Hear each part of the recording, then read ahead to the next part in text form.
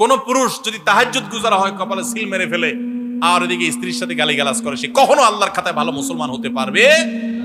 নবী সাল্লাল্লাহু আলাইহি ওয়াসাল্লাম বলেছেন, খায়রুকুম লি আহলি ওয়া আনা খায়রুকুম লি আহলি। তোমাদের মধ্যে সবচেয়ে ভালো মানুষ সে যে ব্যক্তি তার ওয়াইফের কাছে, তার স্ত্রীর কাছে, তার পরিবারের কাছে ভালো। যার বউ বলে যে না, আমার সাহেব লোকটা আসলেই ভালো মানুষ, সে লোকটা আসলেই ভালো।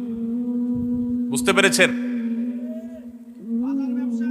আবার অনেক মহিলা যদি এটা শুনে বলে যে ঠিক আছে, আমি ভালো বললে তুমি আল্লাহর কাছে ভালো হবা চান্দু, তাহলে শাড়ি একটা পিছে দুইটা না দিলে তো আমি ভালো বলবো না। এই বলা না, তার আচরণের উপরে সন্তুষ্ট থাকা না থাকা, মন থেকে সাক্ষ্য দেওয়া না নেওয়া, এটার উপর নির্ভর করে। একইভাবে পুরুষরা অনেকে নির্যাতিত। তো এই অন্যায়গুলো যারা করেন, দেখুন আমি একটা কথা সবসময় বলি, আল্লাহ তাআলা কোরআনে কারিমে পুরুষদেরকে বলেছেন ওয়াশিরুহুন্না বিল মারুফ, তোমরা নারীদের সাথে সুন্দর আচরণ করো, সুন্দরভাবে তাদের সাথে দিনাতিপাত করো, জীবন কাটাও, অতিবাহিত করো। সুন্দরভাবে কাটাবার সুযোগ নাই। অন্যায় করা, গালিগালাজ করা, মারধর করা, জুলুম করা, এগুলোর কোনো সুযোগ নাই, পুরুষদের জন্য হারাম।